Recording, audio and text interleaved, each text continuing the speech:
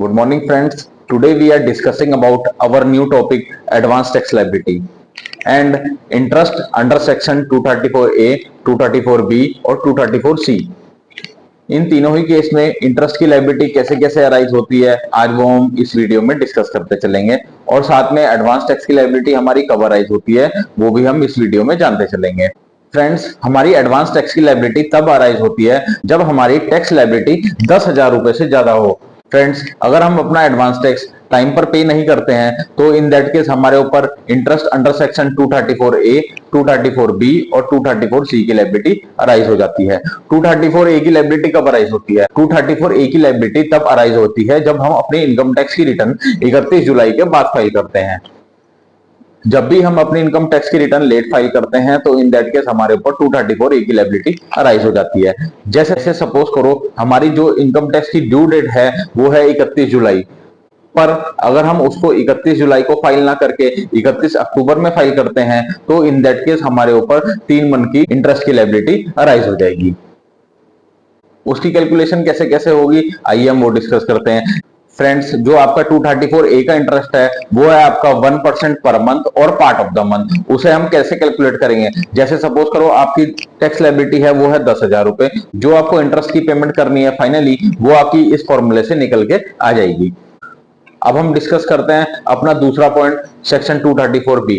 Friends, section 234B की liability तब arise होती है जब आपका नेट टैक्स पेबल निकल के आता है। अगर आपका नेट टैक्स पेबल निकल के आता है तो इन दैट केस आपके ऊपर सेक्शन 234B की लायबिलिटी अराइज हो जाती है। सेक्शन 234B की लायबिलिटी कब से अराइज होती है? सेक्शन 234B की liability from the end of the financial year आपकी अराइज हो जाती है। जैसे सपोज करो आपका फाइनेंशियल ईयर है 2023-24, तो आपकी इंटरेस्ट की जो लायबिलिटी है अंडर सेक्शन 234B तो वो आपकी जो अराइज होगी वो होगी 1 अप्रैल 2024 से आपका जितना भी डिले इन रिटर्न होगा तो इन दैट केस आपके ऊपर 234B की लायबिलिटी अराइज हो जाएगी। फ्रेंड्स, जैसे सपोज करो आपने जो अपनी रिटर्न है वो अपनी रिटर्न जो है वो आपने जून में सबमिट करी है तो इन दैट केस आपका जो पीरियड ऑफ डिले है वो पूरा 3 मंथ का पीरियड ऑफ डिले है। अप्रैल 2024, मई 2024, जून 2024, 3 मंथ का जो डिले है उसकी कैलकुलेशन हम ऐसे ऐसे करते चलेंगे। फ्रेंड्स, जैसे कि सपोज करो आपकी टैक्स लायबिलिटी थी 10,000 रुपए की और उसमें से आपने 8,000 रुपए की पेमेंट पहले ही कर दी है, तो इन दैट केस हमें एक चीज देखते चलनी है कि आपका जो 90% ऑफ असेस्ड टैक्स था उसकी पेमेंट क्या आपने कर दी है। अगर आपने 90% ऑफ टैक्स की पेमेंट कर दी है तो इन दैट केस आपके ऊपर 234B की लायबिलिटी अराइज नहीं होगी। फॉर एग्जाम्पल, यहाँ पे जो आपका असेस्ड टैक्स है वो है 10,000 रुपए। अगर 10,000 रुपए में से अगर आपने 90% मतलब 9,000 की पेमेंट कर दी है तो इन दैट केस आपके ऊपर टैक्स लायबिलिटी अराइज नहीं होगी। अगर आपने 9,000 रुपए से कम की पेमेंट करी है, जैसे सपोज करो आपने 8,000 रुपए की पेमेंट करी है तो इन दैट केस 2,000 रुपए पे आपकी टैक्स लायबिलिटी अराइज हो जाएगी। अब हम डिस्कस करते हैं अपना तीसरा पार्ट जो है 234C।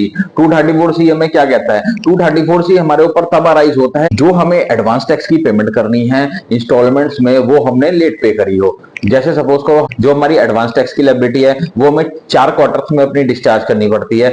उसकी डेट्स भी आपकी डिफरेंट डिफरेंट है। जैसे आपकी अप टू 15 जून आपको 15% का एडवांस टैक्स पे करना है, अप टू 15 सितंबर आपको 45% का एडवांस टैक्स पे करना है, अप टू 15 दिसंबर आपको 75% का एडवांस टैक्स पे करना है और अप टू 15 मार्च आपको 100% का एडवांस टैक्स पे करते चलना है। अगर ये जो आपकी 4 इंस्टॉलमेंट है, अगर इन 4 इंस्टॉलमेंट में से अगर आपकी किसी भी इंस्टॉलमेंट में अगर आपका डिले हो जाता है तो इन दैट केस आपके ऊपर 1% पर मंथ और पार्ट ऑफ द मंथ का इंटरेस्ट अराइज हो जाता है। उसकी कैलकुलेशन कैसे कैसे होती है आइए डिस्कस करते हैं। जैसे सपोज करो आपको अप टू 15 जून तक जो है वो आपको 15,000 रुपए की टैक्स लायबिलिटी पे करनी थी, लेकिन आपने जो पे करी है वो 12,000 रुपए की पे करी है। इन दैट केस जो आपका डिफरेंस है 3,000 रुपए का, उस पर आपको 1% का इंटरेस्ट पे करना होगा। ऐसे ही सेम आपका हो गया 15 सितंबर में। जैसे सपोज करो आपको 15 सितंबर आपको 50,000 रुपए का टैक्स पे करना था, लेकिन आपने पे किया है 20,000 रुपए का, तो इन दैट केस 30,000 रुपए के ऊपर जो है आपकी 1% की इंटरेस्ट लायबिलिटी अराइज हो जाएगी। तो ऐसे ऐसे करके हम जो है 234A, 234B और 234C की जितनी भी आपकी इंटरेस्ट लायबिलिटी है वो डिस्चार्ज करते चलेंगे। जो आपका 234 ए बी सी का जो इंटरेस्ट लगता है वो आपका at the time of filing income tax return लगता है। जब भी आप अपनी इनकम टैक्स की रिटर्न फाइल करेंगे तो आपको टैक्स लायबिलिटी के साथ साथ 234 एफ की जो लेट फीस है वो तो देनी ही देनी है, साथ में इंटरेस्ट जो है आपका under section 234 A B C उन तीनों को भी आपको डिस्चार्ज करते हुए चलना है अगर कुछ आपका है तो। फ्रेंड्स, एट द एंड में आपसे यही कहना चाहूंगा कि आप अपनी जो भी इनकम टैक्स की रिटर्न है और जो आपकी एडवांस टैक्स की लायबिलिटी है वो अपनी समय पर पे करते चलें, अदरवाइज आपके ऊपर इंटरेस्ट की लायबिलिटी अराइज हो जाएगी।